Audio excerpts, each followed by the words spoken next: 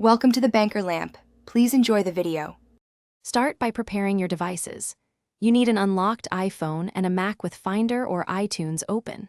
Plug in with a certified cable, and when prompted on the phone, tap Trust.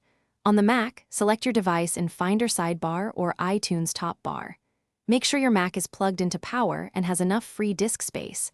Backups can be several gigabytes. Once connected and trusted, you're ready to choose backup options and proceed to initiate the actual backup. Now you choose what to backup and why encryption matters. Click the Encrypt Local Backup checkbox to preserve passwords, health, and HomeKit data. Create a memorable password and store it securely. If you don't encrypt, some data won't be saved. Then click Backup Now and watch the progress indicator in Finder or iTunes. Large backups take longer. Once finished, confirm the latest backup timestamp and size so you know the backup succeeded and when it was made.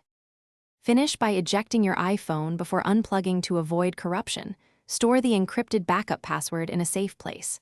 To restore, reconnect, select Restore Backup, pick the correct dated file, and enter the password if encrypted. If anything goes wrong, try simple fixes first. Use a different certified cable, free up disk space on the Mac, and install macOS or iOS updates.